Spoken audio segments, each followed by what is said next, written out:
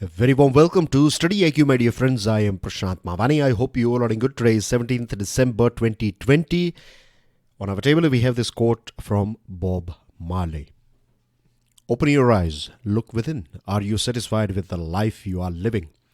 Here, when he is saying open your eyes, he is talking about the eyes of our mind. We need to look within and ask this question to ourselves that are we satisfied with our life?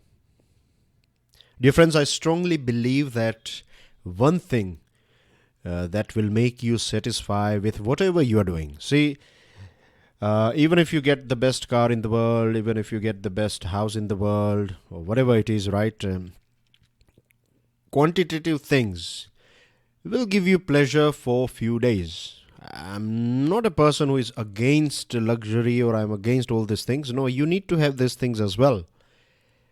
But remember, that is not the only thing. I believe that one thing that gives us the sense of satisfaction is that doing the best you can. Whatever you're doing, if you are a student, if you are working for a company, or if you are in business or artist or whatever, if you give your 100%, right, that day, that moment, you will feel 100% satisfied. And if you can do it every single day, then overall you will feel this intrinsic satisfaction with the things that you are doing with your life.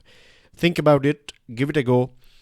With this, dear friends, we have 5 important articles on our table. The first one is about India and UK. Second one is about education. Third one about food security. Fourth about WTO. And the last one is about this Kisan protest. And then we have some news items as well. Big Christmas sale is going on all our smart courses. To find out more about it, download our mobile app. This offer is valid till 25th December only, so make the most out of it. On your screen, dear friends, the person that you can see, his name is Boris Johnson. He is Prime Minister of UK. On your screen, you have this map of UK. And United Kingdom is made up of four kingdoms, right? One is England, the other is Wales, third is Scotland, and the fourth one is Northern Ireland. Remember, it is Northern Ireland, it's not Republic of Ireland. Republic of Ireland is a different country, right? So this is UK, right? The capital is London, of course, and I'm sure you know many things about UK because we have this shared history, British Raj, and so many things. But today's UK is, of course, a new UK, and today's India is a new India indeed. Now, the reason why we have UK as well as Mr. Boris Johnson on our table is because India sent one invitation to Boris Johnson to be the chief guest at the Republic Day parade in January 2021, and Boris Johnson or UK has accepted this invitation. So he's going to be our chief guest. Now, UK is also trying to mend and trying to create a new relationship with various different countries around the world after this Brexit. You know what Brexit is all about, isn't it? So we are not going deeper into Brexit, but briefly, after Brexit, now UK has to create new agreements and new ties with various different business, particularly business and economical ties with various different countries. They have to have a new deal with every nation, isn't it? So for that, UK is looking towards East. UK is ready to work in Indo-Pacific region. And India is, of course, a very important country when it comes to Indo-Pacific region. The significance of the Britain is the significance that Britain is attaching to this tie with India can be gauged from the fact that Johnson's trip will be the first major bilateral outing since becoming the Prime Minister.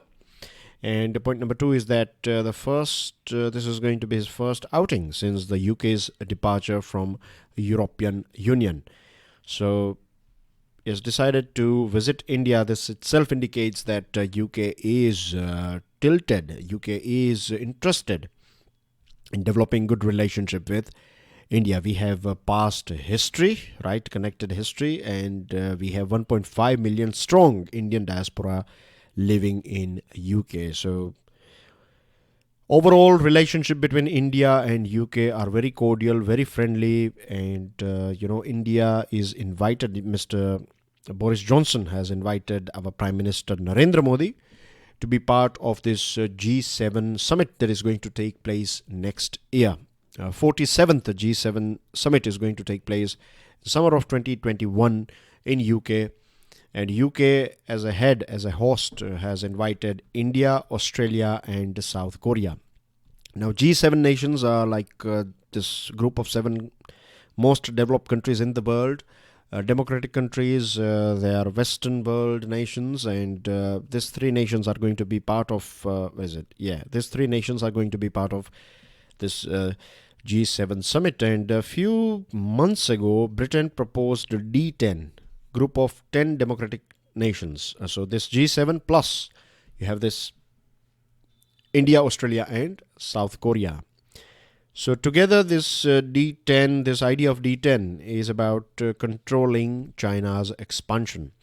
UK has always supported India, or India's claim for UNSC permanent membership. China is the only country that is blocking our elevation to UNSC permanent membership. Russia, UK, USA and France all are in favor of India to be part of permanent member of this UNSC. We need to, of course, we have a huge amount of potential in terms of investment. We are seeking more investment from UK in various different fields, and we are going to see these things when Prime Minister of UK will be here in our country. The main goal as far as our economic partnership is concerned is to deepen our ties, and the main aim or the final aim is to have this free trade agreement between India and UK. Total trade between the two countries is worth 24 billion euros, and it grew by 11% in last financial year, but there is a potential to ramp it up in a post-COVID world. UK's Foreign Secretary Dominic Raab was here in our country. He met Prime Minister, he met S. Jaishankar. They talked about so many things: COVID pandemic, climate change, defense cooperation, fighting terrorism and maritime security, and so many other things were discussed when UK's Foreign Minister or Foreign Secretary Dominic Raab was here in our country. So that's everything about India, UK so far. It's like a curtain raiser. And remember, dear friends, when next month when Boris Johnson will be here, before that and during that time and after that as well, we will see so many articles on UK-India relationship. So today's discussion, I want you guys to keep this thing in your mind, that hold this PDF, and before we discuss when Prime Minister Boris Johnson arrives here in our country, before that, make sure you go through this discussion, this 8-minute discussion, or maybe 6 minutes discussion.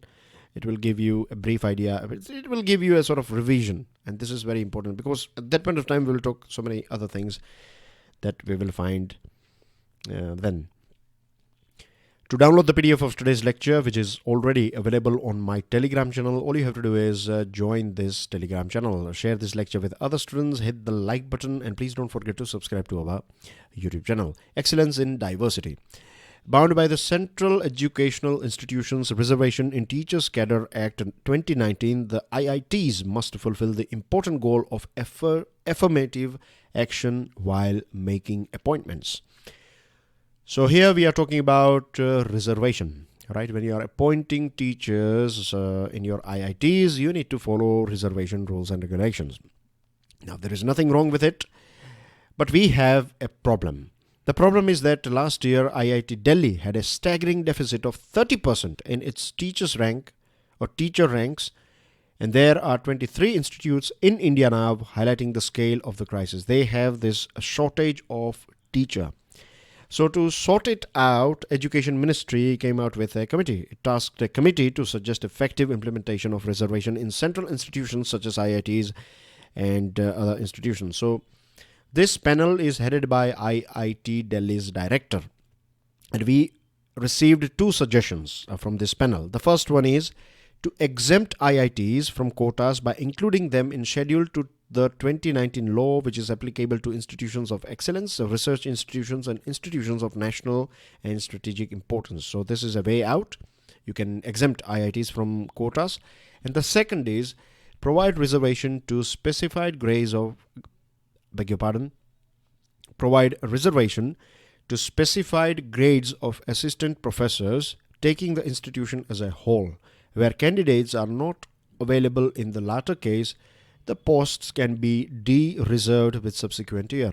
If you don't have adequate people, then you can next year you can de-reserve that particular post. So these are the two suggestions. Now, diversity achieved through affirmative actions such as compensatory discrimination in favor of some classes of citizens corrects historical distortion. There is no doubt about it, isn't it? Our country has faced, many communities in our country have faced this historical distortion. They have been victim of this caste discrimination, and because of that thing, even today we can feel that they need some sort of support, right? Now, I know the fact that many people, they are against this thing. Many people, they say that, okay, this sort of support or reservation is good. But the reality is that it's all about environment, right? I'll tell you what I mean by it. I'll give you a small example, right? If you are, just imagine that you alighted from a train or a bus in an unknown city, and you are just, coming out of railway station or bus station, and then you are walking with your luggage and things, and you enter into a narrow street that is a bit dark, right? And you see in the corner there are a few boys, right? 3-4 boys maybe. They are standing there in the dark. They are laughing and talking a bit loudly. It seems a bit rowdy to you, but you are alone carrying your baggage and you have to go this way, right?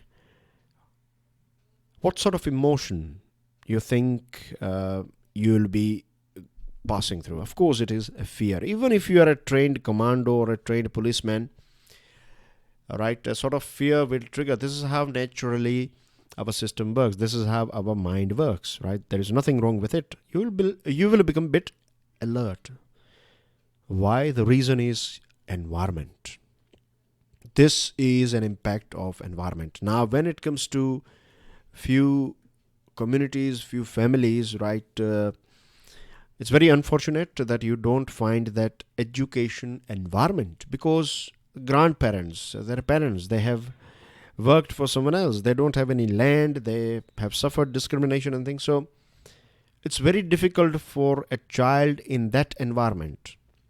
I'm not saying it's impossible. Pay attention. I'm saying it's difficult, because you have to swim against the current.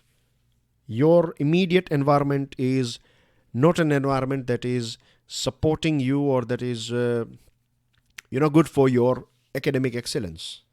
And we find so many kids coming out of this sort of family, and they have achieved the peak. So hats off to their struggle, hats off to their commitment and willpower. But the basic, overall, I would say that in conclusion, what I'm trying to say is that in our country, we are in such a stage that we need to support people who have suffered historical distortion. So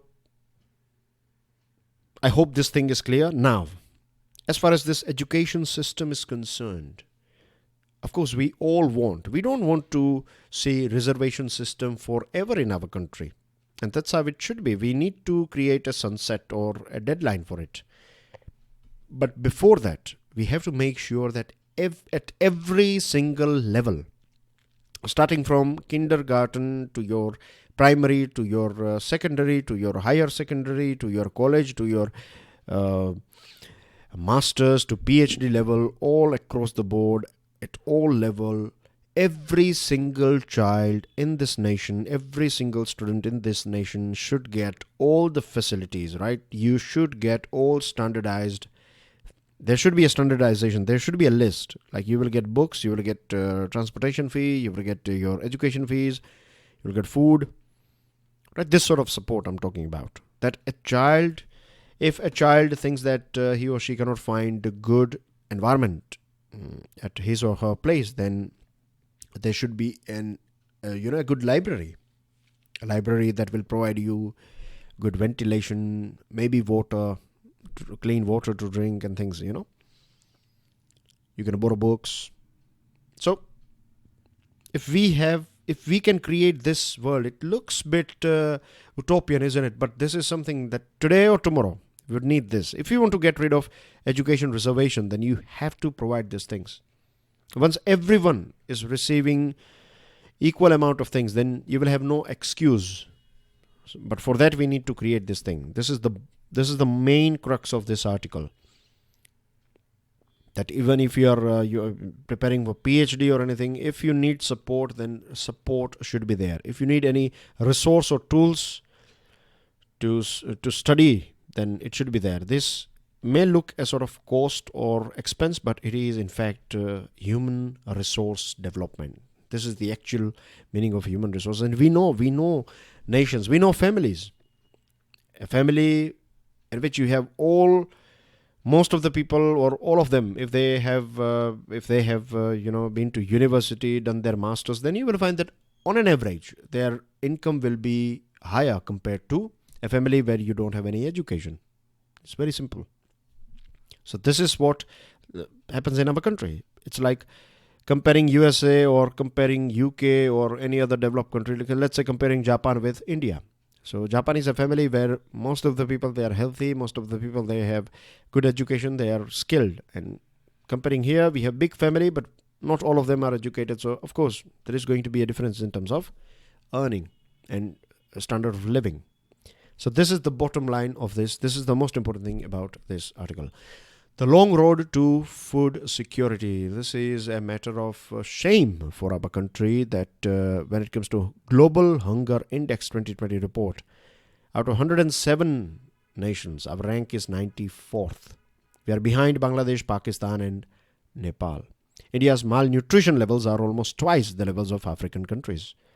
As per UN FAO report, 194 million people go hungry every day in our country, comprising about 23% of the world's undernourished population.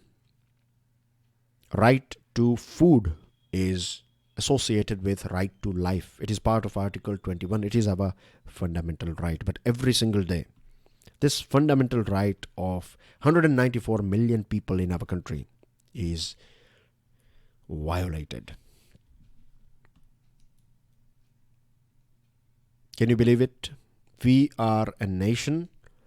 We have surplus food, right? We are number one in millets like bajra, jowar, ragi. We are number two in rice. We are number two in wheat. We have surplus fruits and vegetables.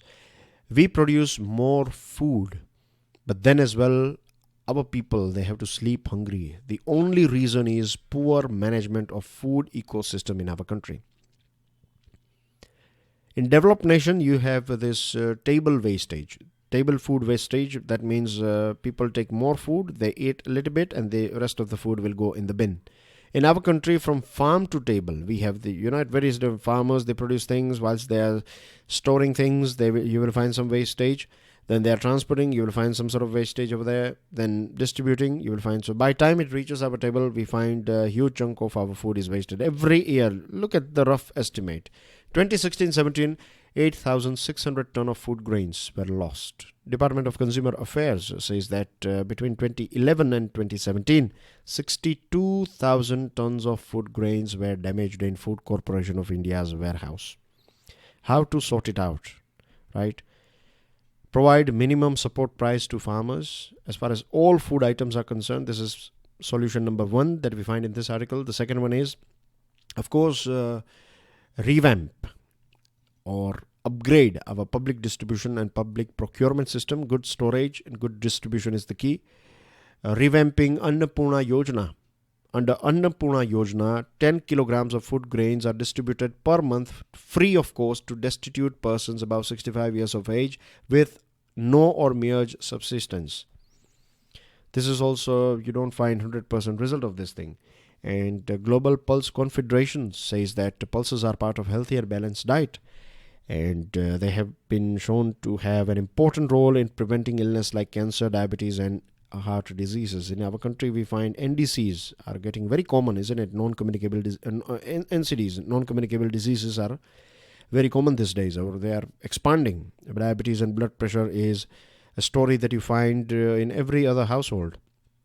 So again, poor management is the main reason.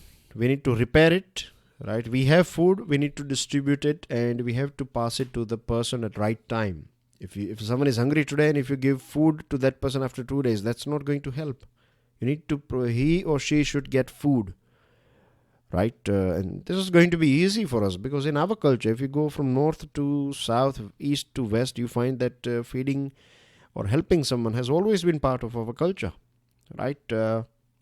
Doesn't matter from which community, which religious background, which education background, which familiar background you come from. This is India. You find this thing is most of the people believe in this thing.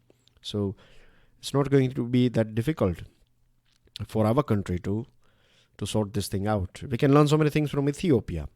The main problem was not food. The main problem was distribution. And they have nearly sorted they have sorted it. China has built good roads in Ethiopia, and because of that they were able to. I'm not sure about the current situation, but we have seen a good improvement in Ethiopia. So it should be a matter of shame for a country like India where we have huge amount of food but we are not able to distribute it properly. Moving on to next item, the many challenges for WTO. Now this is going to be for the first time in the 25-year history of WTO. Let me ask you this question. When was WTO formed? Stick your answer in the comment section. Not that difficult question, is it? Now, Director General post this time will be chaired by a woman. And this is a positive news for the whole world. Either a candidate from Nigeria or from South Korea is going to win because these are two contending candidates.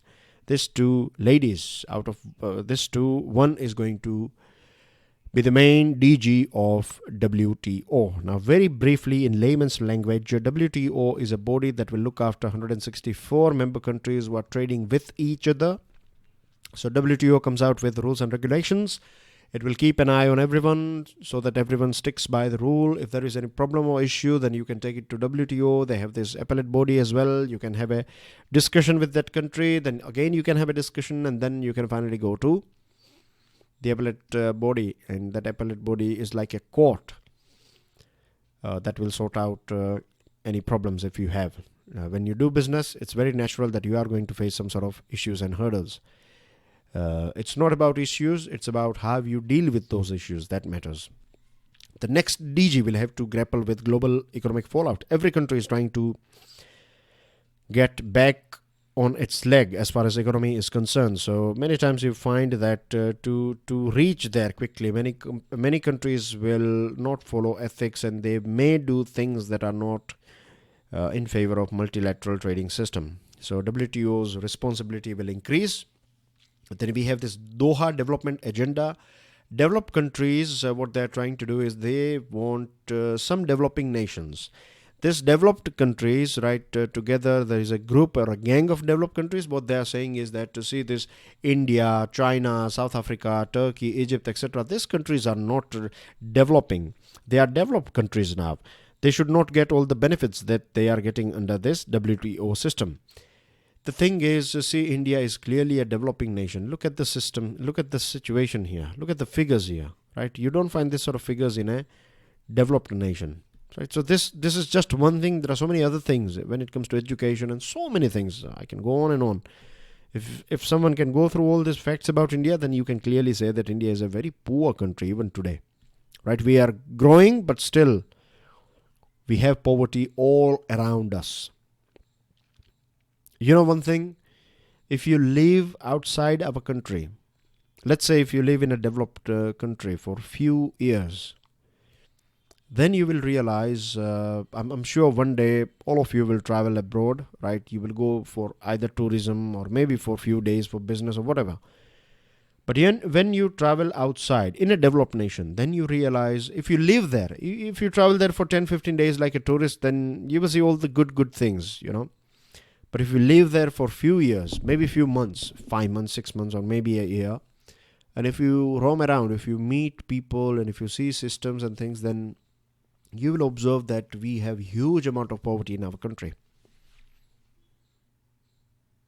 So this developing nations, if they are saying that India is a developed nation, then they're wrong. We are still in developing category, right? But what they want to do is they don't want us to enjoy this special and differential treatment that we get under WTO rules. So SNDT is about if some new rule comes out, then all developed nations that they have to follow that rule, but developing nations will get a sort of leeway. They will get few years time to get things aligned to this new rule, and then after a certain period that new rule will be applicable on developing nation.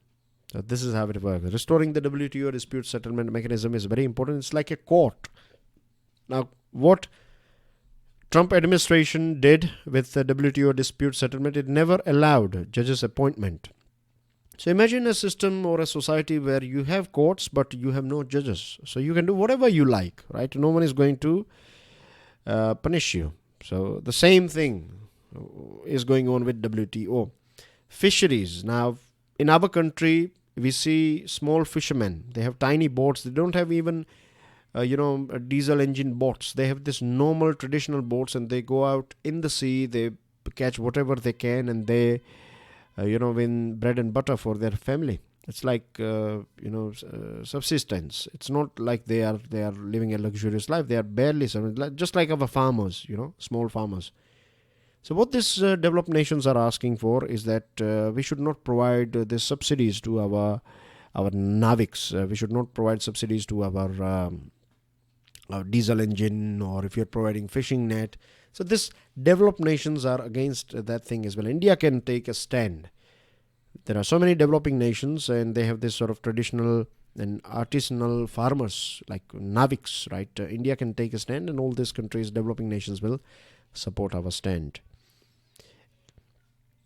Then we have one more thing, and that is about WTO TRIPS agreement. So if you have invented something, then of course you have right on it, intellectual property right. Everyone has to follow it. But when it comes to life and death situation, like pandemic, so if a country comes out with a medicine, then under this TRIPS agreement, you cannot object if a country is using your formula and creating that medicine and using it for saving lives of its citizens. So make sure that this is followed properly. These are the responsibilities, new responsibilities, or the new things that next DG will have to deal with. And the most important thing is to bring back to win the trust of all member nations. This is the most important thing. A million reasons to march. Farmers' protest going on, and we have talked about it. So I'm going to be very quick here, right? The most interesting thing about this article, we know that the main reason why farmers are protesting is because they are not happy with this quick passage. Within 2 weeks' time, everything was passed. So they are not happy with this thing. Now, interesting thing is that farmers are not just limited to their demand. They are also seeking things for other people as well. Now, Government of India, various different governments, they have always tried that more and more people. We have too many people working in agriculture sector. So government thought like we can create some easy jobs, easy in the sense unskilled jobs in manufacturing and service sector, so that people can leave their traditional agricultural land and they can work in this factory, and one family member can look after that small land, the other 2 or 3 can work in a factory or service sector, so that family will earn more money. They will have more source of earning. But this has not worked very well. And then government came out with this Farm Act, and this Industrial Relations Code was passed during this lockdown phase. Later on, after lockdown, of course. So here as well, government has compromised with security and so many other things. Now, the thing is that farmers are not happy with Union Agriculture Minister has said that this new bills, these new laws are going to be beneficial for farmers. Farmers are skeptical about this contract farming, they say that what will happen if we have something similar like PepsiCo case. PepsiCo filed a case against farmers in Punjab. Who will protect us then? Then farmers are saying that small farmers, right? In our country, you find this situation that 70-80% of farmers are marginal and small farmers. So they don't have those resources through which they can supply their products to various different parts of our country. They have to sell whatever they have to the nearest possible person who is ready to pay the money for the produce, right? So they have to do this thing. How things are going to change for them? That's what they are asking. As far as electricity amendment bill is concerned, I don't agree with farmers because subsidized electricity is not healthy for our company, for our discoms. It is not healthy for our government. It is not healthy for our environment because free electricity is like you have license to fetch as much as water you like. This is not good for our underground water table. Universal public distribution system, of course we need to upgrade it. We have just talked about it. Now farmers are saying that this is not just about us. We are also concerned about intellectuals, activists and NCERT protesters who are behind the bars. So farmers are saying that if government is if government is putting these activists and intellectuals behind the bars, then this will happen with us as well in future. You never know. So now what these farmer unions are, I think I could be wrong as well. This is my assumption that now they are trying to bring on board other people as well, like intellectuals, activists and NCERT protesters and other people, so that can create more pressure on government. But I think the only solution is discussion. Only discussion can help us sort out some issue. One more thing that we have to be very careful is that, see, the parliament has passed the law. The government has passed it, isn't it? Now, if the government, see, once a law is passed, everyone has to follow it. Now, I know that what I'm saying is it's not means farmers are not going to agree on this point, but as a student, I want you to understand this thing, that government is also in I do believe that government should have discussed this particular law with this bill with stakeholders. But if government will step back, if government will get rid of all these laws that are just passed from the parliament, then this will create a situation that if you pass a law, then in future some other group will create protest and then you have to get rid of it. So this is also not healthy for our country. So it's much trickier than we see, right? It's what we are saying is just the tip of iceberg. And that's everything from my side, dear friends. I will soon deliver the daily financial news analysis, right? This one is important. You have this particular item is important, and this is very important.